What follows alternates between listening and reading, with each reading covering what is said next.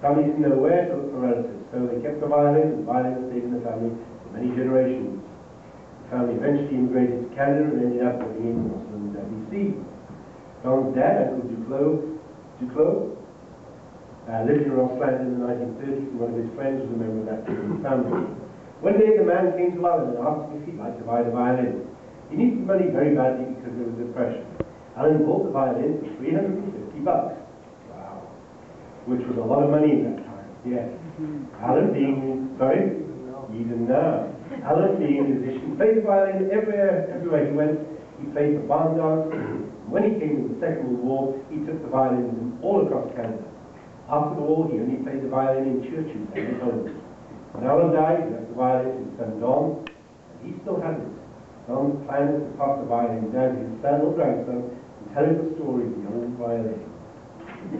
Lovely. Oh, you've got to say,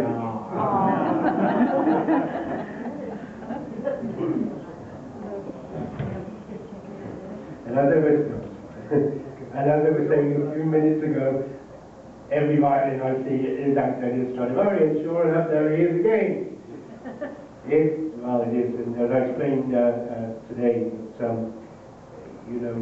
Stradivarius was producing violins in the 18th century and 17th century, and most of these Stradivarius violins, in fact, pretty much all of them, are recorded. They know where they are. They're in the hands of collectors and famous musicians, and a couple have been lost in the past 100 years. I think one was burnt in a bomb storm in Dresden during the Second World War, and another one was stolen. Okay, so story has it we're going back to the early 19th century. I think this is later than that. I think this comes from probably about 1880, 1890. It's a very typical violin of that period. Pretty much what we call a student's violin.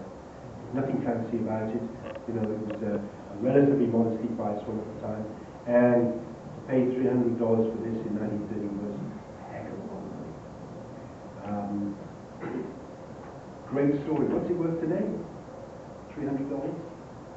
Probably about that.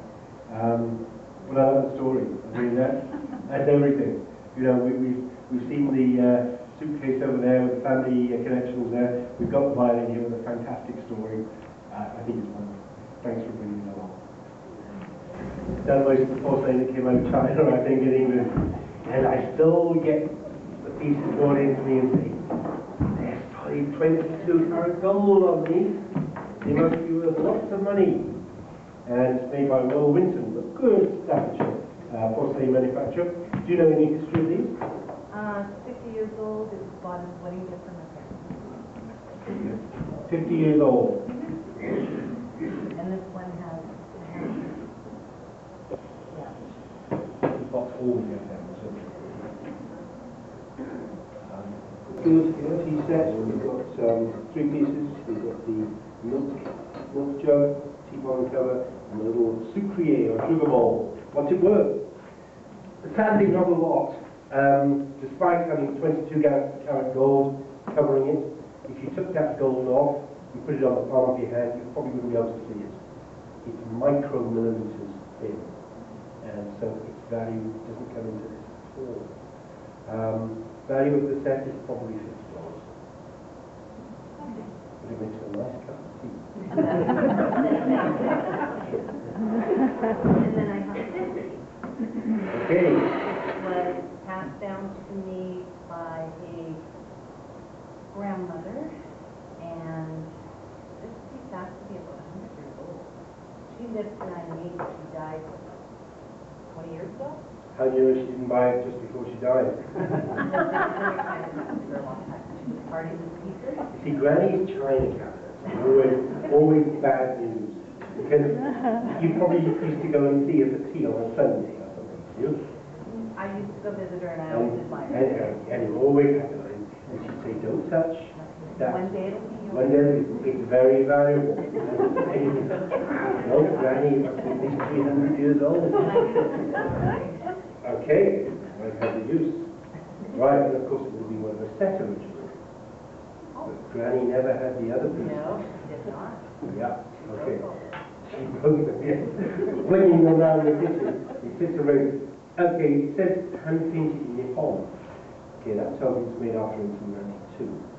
Okay, so it's, and from the start of it, I would say we're into the 20th century, probably about 1910, 1915, that sort of era. It's hand painted. It's when the Japanese were trying to get into the European market by copying the styles of European wares. Because up until this time they've been painting Japanese scenes on them, geisha girls and things like that, and they suddenly realized that we didn't want those. We wanted roses, the same as the Meissen factory was painting on their porcelain. So they put roses on, they put colours, but they didn't get the colours quite right. You know, they had this rather, what colour would you call that? And colourblind. I would call it brown, yeah. I'm sure it's got a fancy name like Ode or something, or Cafe or something, you know. But anyway, yeah, it's got this sort of browny colour to it, which probably wouldn't be too desirable for European eyes. However, it ended up with your grandmother who liked it, and maybe bought it herself, or it was a gift. And do you want to know what it's worth? Not much. Absolutely. Yeah, it's worth about $25. Okay. The myth busted. The golden teapot. And the ancient China bowl. Oh well, my mother-in-law still got one of these on the wall. They had to have one of these. So it's not particularly rare. And you can tell where it ends up, it's always the smallest room in the house. Okay, so what's it worth? It says limited edition, 32 of 100. I can guarantee this is a limited edition of 32 of 1 million. I'm afraid, yeah. Value today, well, if I my mother-in-law still buy it, probably pay $50 for it, I'm guessing.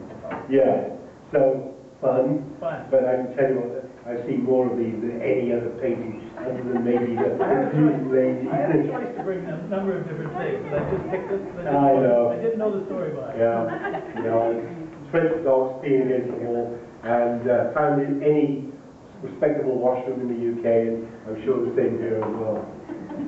Right. Maybe I can donate it to the hall. Yeah. Yeah. Okay, let's move on to the treasure chest. You tell me what you know about this. Well, it's just in my curio cabinet. I don't know much about it. I think it's a pearl box, but I don't know whether or not the cameo or the stones on it are real. Okay. Let's see. The Tasca pearls. So, yeah, a pearl box. It was probably sold with a nice set of pearls from an Italian jeweler's store.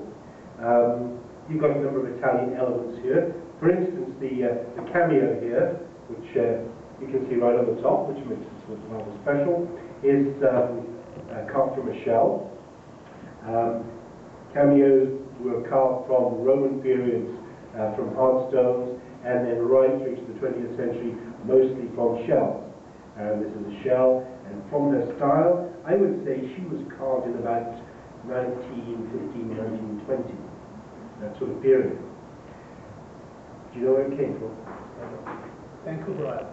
Okay, so it hasn't been in the family, this is something you... It's just something that my mother continues to send, Oh. so I can fill a cabinet. Okay. Okay. So we're looking at a jewellery box here made for a specific set of pearls, which was sold by a retailer. Not bad quality for what was basically something you were giving away. Okay, this was as the stones here. This is coral. These are seed pearls. So they're right. These are almost certainly glass.